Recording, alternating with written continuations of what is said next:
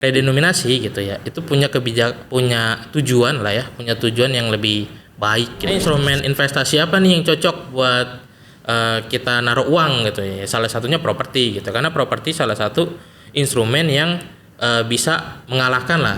Mas Dede punya uang 30 juta, terus nanti diredenominasi jadi 30.000 kan berarti kan? Ketika Mas Dede beli iPhone, itu tetap aja yang dikeluarkan ada 30.000 itu.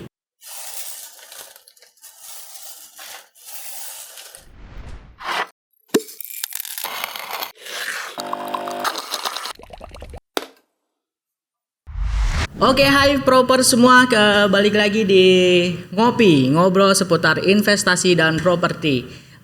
Segmen yang membahas seputar investasi, keuangan dan properti. Nah, di episode kali ini nih kita kedatangan Bapak CMO kita nih. Ini adalah Mas Ibnu. Oke. Ini dengan siapa sebelumnya nih? Oh iya. Lupa baru ya ini yang hostnya ya, belum memperkenalkan diri. Oke, nama saya Dede Iskandar, panggil aja Dede gitu. Bukan gitu, Mas. Dede Inon ya, bukan ya? Nah, orang-orang di kantor biasa manggil Inon, Mas. Inon, Nggak tahu ya. kenapa tuh yang suka makan raja jin itu dah. Nggak paham lah. Gimana Mas, sehat? Alhamdulillah sehat. Gimana Dede kabarnya?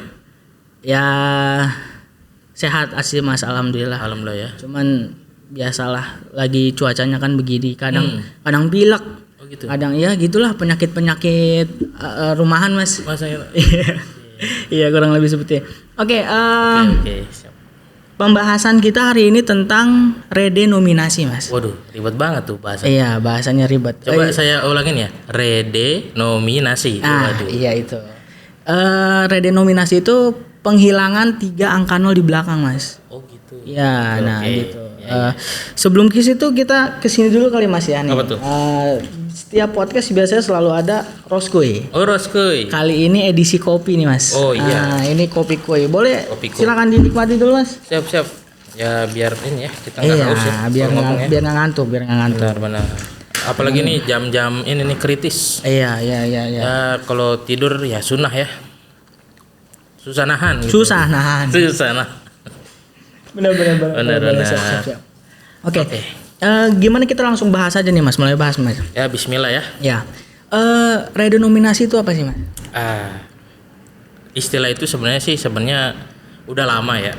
Jadi mungkin hampir dari 5 tahun lalu tuh udah dibicarain nih terkait redenominasi gitu. Nah, tahun 2022 gitu ya. Kan Gubernur BI nih Pak Peri Warjio tuh mengeluarkan 7 mata uang rupiah yang baru tuh. Nah, kalau di Terawang tuh ternyata angka 03 di belakangnya itu dihilangkan gitu.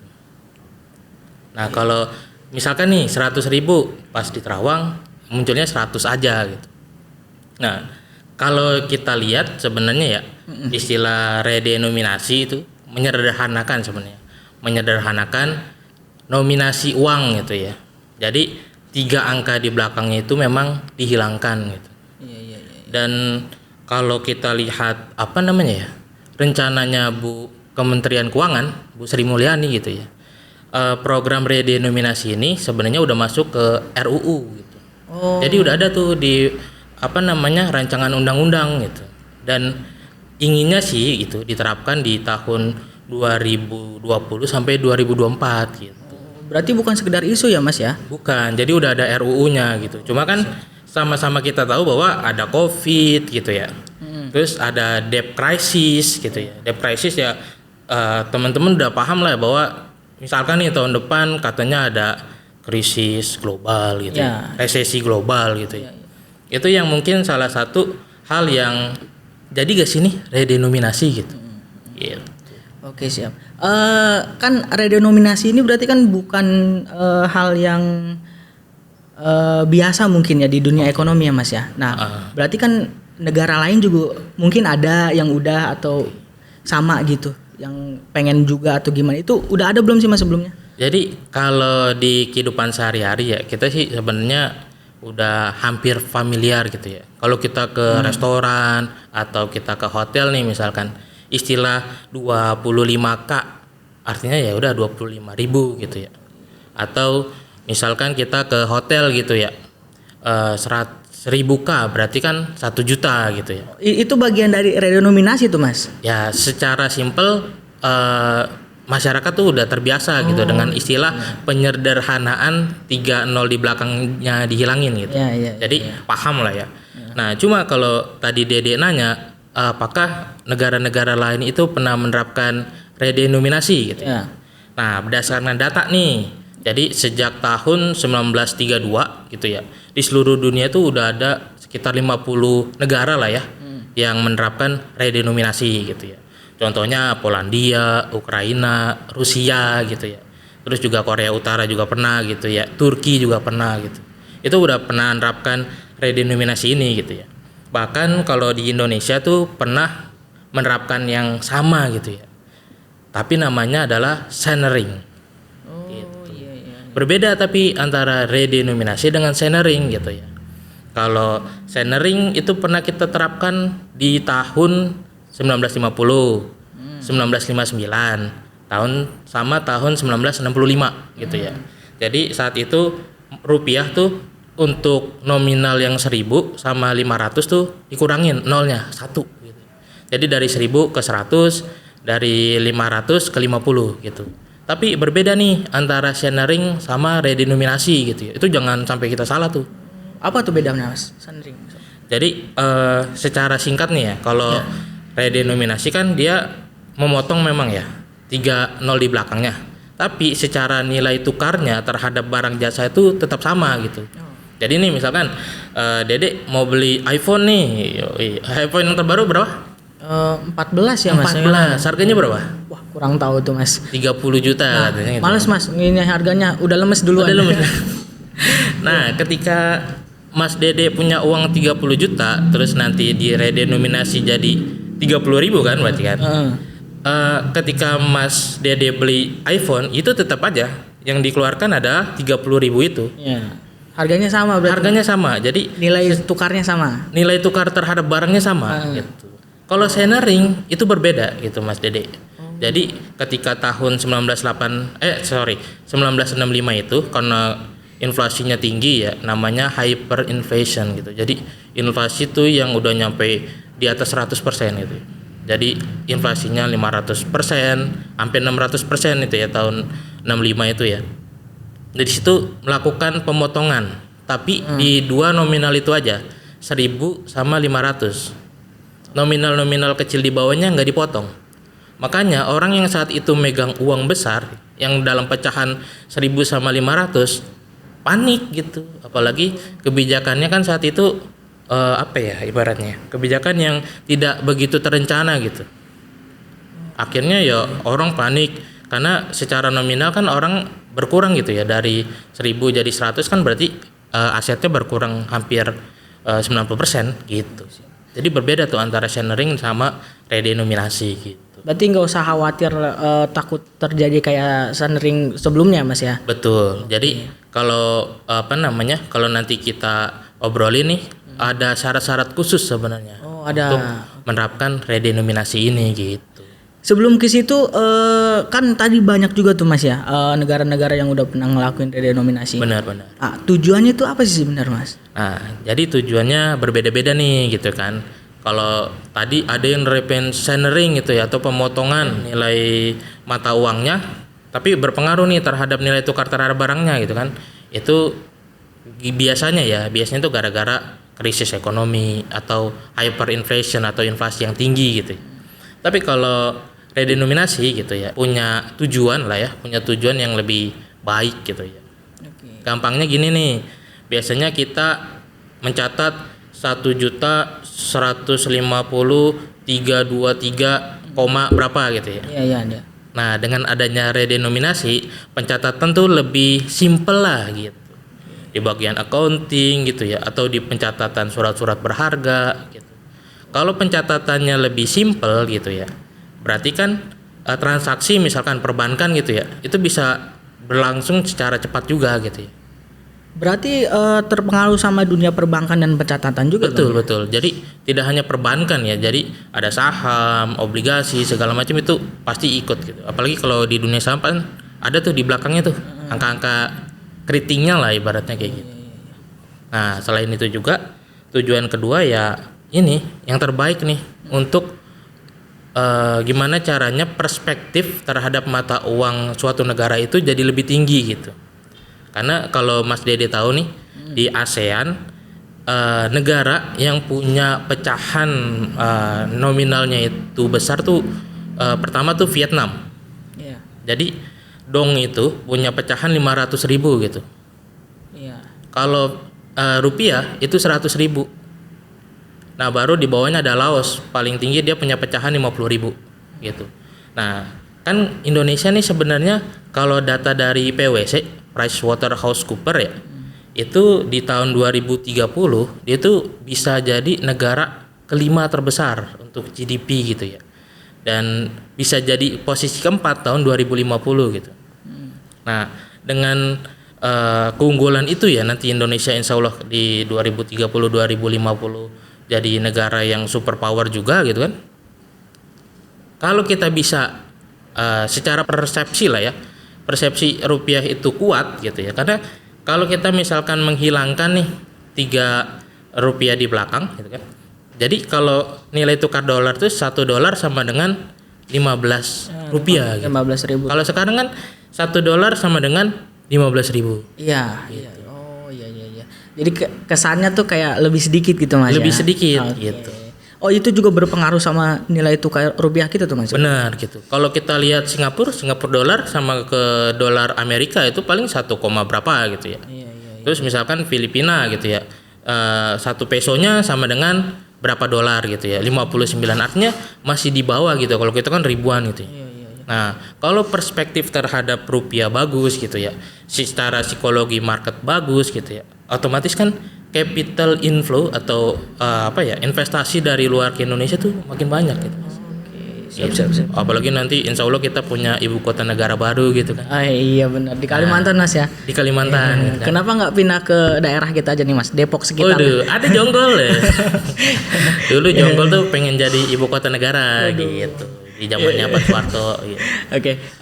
Tadi kan tujuan Mas ya. Tujuan. Nah, kalau pasti kan ada positif negatifnya dong Mas. Benar. Nah, kalau untuk dampak buruknya nih apa nih Mas? Dampak buruknya ya tadi ya, emang kebijakan ini harus dijalankan secara terencana gitu ya, terus akurat gitu ya, dan memang ini jangka panjang lah ya prosesnya ya. Kalau buru-buru itu beratnya di sosialisasi sih Mas Dede gitu kan, karena Indonesia kan negara dengan ribuan pulau gitu ya, dan belum semuanya mungkin dapat listrik, belum semuanya dapat internet gitu ya, dan biaya sosialisasi itu ke seluruh masyarakat Indonesia juga tinggi gitu. Karena kan ya namanya kebijakan nasional pasti harus diterapkan oleh seluruh warga negara Indonesia gitu.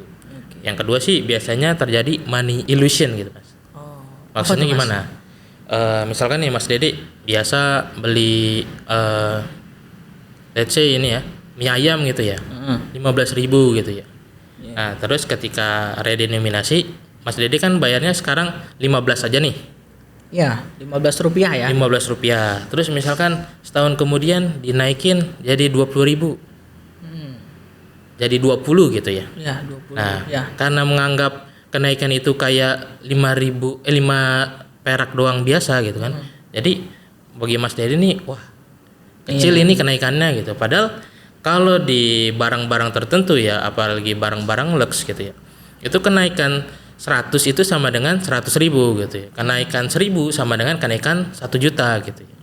Kenaikan 10.000 berarti kenaikan 10 juta gitu. Jadi kita Nggak kerasa ya, nggak kerasa gitu, karena kita yang udah terbiasa ngelihat angka ribuan, terus melihat kok cuma kayaknya naiknya nggak terlalu signifikan ya, ternyata naiknya signifikan banget gitu. Berarti PR-nya banyak banget ya Mas ya. Betul. Berarti redenominasi itu kan nggak sembarangan ya Mas ya. Benar. Nah, kalau mau kita lakukan nih biar lancar tuh gimana sih Mas? Ada cara-caranya nggak Mas? Jadi redenominasi ini tadi ya berbeda dengan politik sharing gitu ya. Jadi kalau sharing itu ibaratnya ekonominya lagi krisis atau inflasinya lagi tinggi, redenominasi itu kebalikannya gitu Mas Dede.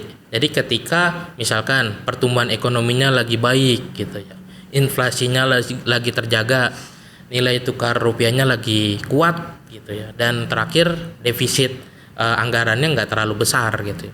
Dan itu terjadi memang kalau saat ini kalau kita ngelihat Indonesia ya, kalau misalkan nggak ada COVID, misalkan nggak ada debt crisis gitu ya, Indonesia tuh lagi euforia dengan adanya komoditi boom gitu ya. Jadi kalau kita lihat pengusaha-pengusaha batu bara tuh lagi cuannya gede-gede banget gitu ya.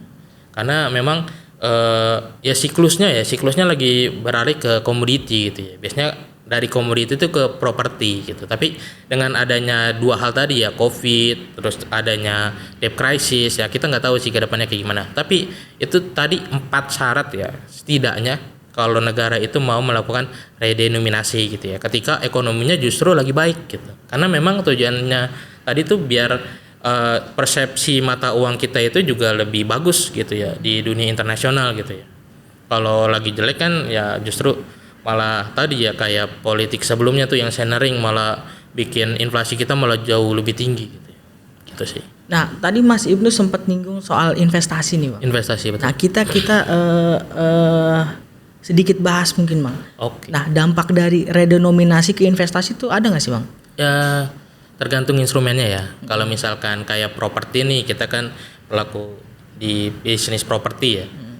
Ya itu pasti secara tidak langsung akan berdampak juga nih. Apalagi kan kalau kita kenal properti dianggap udah terlalu mahal gitu ya. Bubble properti gitu ya. Nah, dengan adanya redenominasi akan menguatkan psikologis market lagi gitu, bahwa harganya itu enggak terlalu tinggi gitu ya. Dan dari situ otomatis orang akan meningkatkan pembeliannya tuh ke dalam investasi properti gitu ya. Yang kedua juga dengan adanya redenominasi itu sih pasti ada ya sedikit banyak itu ke inflasi meningkat gitu. Nah, ketika inflasi meningkat, orang rata-rata akan mencari nih instrumen properti apa nih, instrumen investasi apa nih yang cocok buat kita naruh uang gitu ya. Salah satunya properti gitu, karena properti salah satu instrumen yang bisa mengalahkan lah tingginya inflasi gitu. Biasanya sih setara lah, tapi biasanya lebih tinggi daripada deposito dari instrumen lain gitu. Berarti cukup positif ya, Bang ya. Ini dampaknya ya. Kurang lebih kalau untuk properti ya. Gitu. Dari redenominasi ini kan pasti ada mungkin sedikit berimbas ke inflasi, Mas. Betul. Nah, otomatis dan juga berdampak sama properti. Betul. Nah, itu ada dampaknya nggak, Mas? Ada bersinggungan nggak? Yang tadi saya bilang tuh, jadi salah satu hal yang mungkin terjadi karena kan kenaikannya itu nggak begitu nggak begitu bikin kita shock gitu. Oh iya. Jadi kayak angka naik 5.000 padahal naiknya 5 juta dong berarti. Iya. Nah, ketika itu terjadi kan inflasi kemungkinan tergerek naik tuh. Nah, salah satu instrumen untuk mengalahkan naiknya inflasi ya salah satunya properti gitu ya. Iya. Itu tuh yang bikin investasi properti salah satu pilihan lah ya ketika adanya redenominasi gitu. Berarti kenaikan itu tidak bisa dihindari ya, Bang, berarti Tidak ya? bisa. Tapi karena adanya redenominasi itu menjadikan psikologi market kita jadi berpikir bahwa kayaknya lebih worth it nih kalau di properti gitu. Betul, ya, Mas ya. betul. Oke. Moga aja baik redenominasi ataupun inflasi nanti menjadi yang terbaik lah untuk negara kita ya, Bang, ke depannya ya. Amin. Oke, nah Mas Ibnu nih, Yup. kira-kira gimana nih harapannya lah minimal lah untuk redenominasi ini? Redenominasi. Ya sebenarnya kalaupun itu diterapkan itu harus benar-benar terencana dengan baik gitu ya, dan tersosialisasi juga dengan baik karena memang belajar dari sejarah sebelumnya gitu ya, kalau ekonomi lagi tidak baik gitu ya terus kita menerapkan redenominasi ya saat ini belum pas gitu ya. Tapi kalau memang ekonomi kita lagi membaik gitu ya, dengan indikator-indikator yang tadi itu baik gitu ya, dan melihat memang prospek Indonesia akan menjadi salah satu negara terbesar GDP-nya ya di dunia gitu ya, dan dengan tujuan untuk meningkatkan investasi yang masuk juga gitu, karena melihat rupiah ternyata nggak lemah-lemah banget gitu ya, kuat gitu ya, karena fundamental ekonomi kita juga kuat gitu, dan ya saya harap sih itu bisa terjadi gitu. Ya, amin. Semoga makin jaya selalu ya, Mas. Betul. Indonesia baik itu di sektor ekonomi, Benar. investasi semuanya, Mas ya. Benar. Oke, mungkin segitu aja para proper semua. Semoga informasi di episode kali ini bisa berguna bagi kita semua dan kita selalu berdoa dan berusaha agar ekonomi kita selalu kuat. Ini belum diminum dan ya? Oke, silakan Mas. Lupa. Silakan dinikmati. Roskui. Biar nggak ngantuk, guys. Oke, Mas. Sekali lagi terima kasih untuk Oke. waktunya. Thank you Mas Dede ya. Sukses selalu, sehat selalu. Sukses selalu untuk channelnya Amin. Dede Inun. Ya, siap. Oke, selamat sampai jumpa di konten selanjutnya. Terima kasih, guys. Yuk.